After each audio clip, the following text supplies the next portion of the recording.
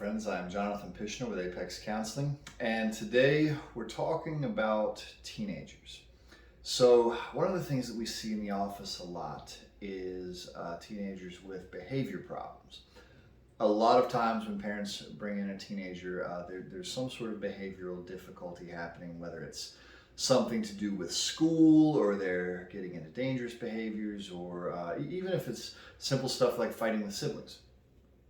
Now, if a teenager makes it into our office for some kind of behavior problem, usually what this means is that the parents have already tried a lot of stuff and it hasn't worked. And oftentimes what they've tried is a lot of different types of punishments and negative consequences for what they're doing, and that's produced nothing.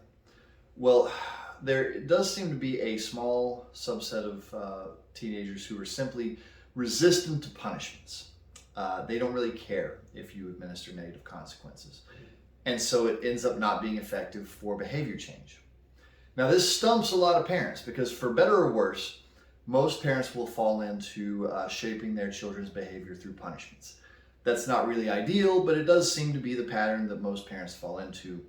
But of course, if that's what you're used to using, especially if you have multiple kids and then suddenly one of the kids comes along and they are completely punishment resistant, well, that really makes a lot of parents feel lost because they don't know what to do.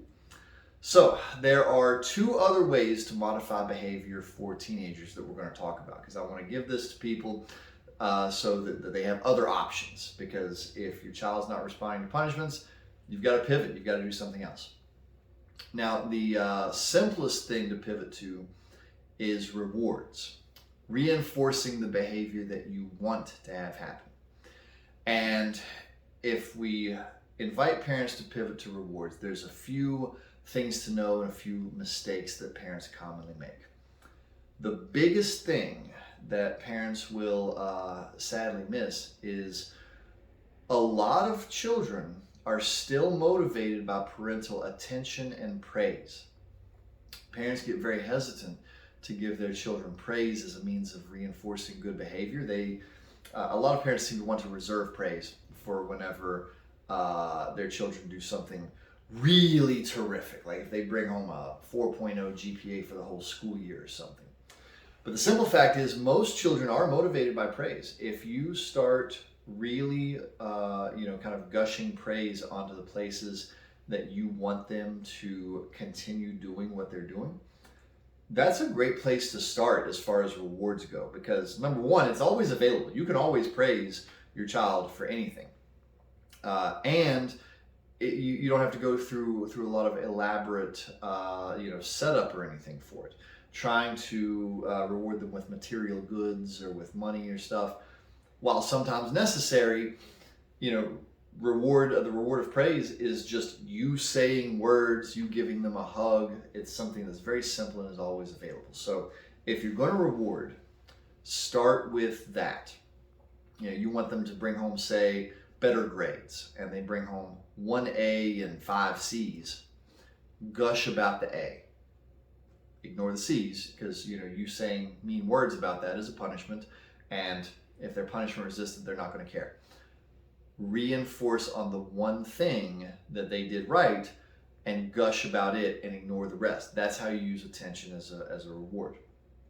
But some parents are not that lucky. Some teenagers will simply not be very sensitive to the reward of attention.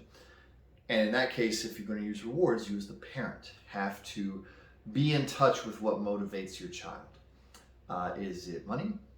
Is it new sports equipment? Is it getting to go do something fun with their friends? Whatever it is, since you can't use punishment anyway, you may as well just abandon that, move it straight off the table.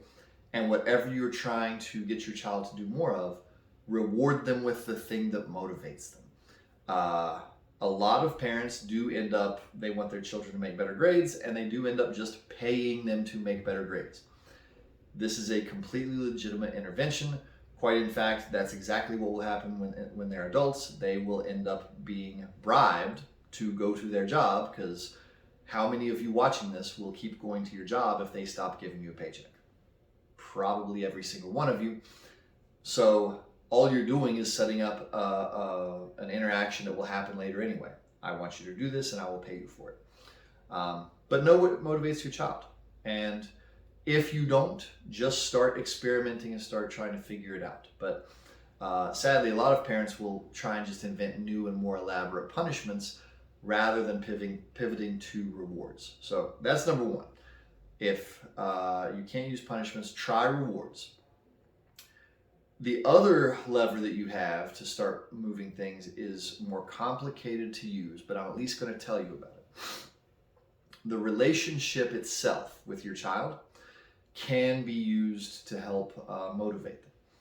If your child cares about you, that's a bad way to phrase it. If they're sensitive to not wanting to be hurtful to you, if the relationship is good enough, they will not want to frustrate you.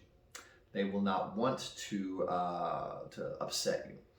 And so, if the relationship is good, letting them know, like, wow, this really upsets and hurts me that you did this, you can actually shape the behavior through that. But the reason I'm not going to spend very much time on that is because if you're watching this because you have a punishment-resistant child, the likelihood is that you have used so many punishments that the relationship is now struggling, and it's going to take you time to get the relationship back to where they care as much about what you think and feel. So if you're going to use that one, probably if you're watching this, what you need to do is spend more time with your child and start reforming the relationship and start making your interactions less about being punishing towards them. That's probably what needs to happen if you're watching this. And you may end up needing professional assistance to reform the relationship well.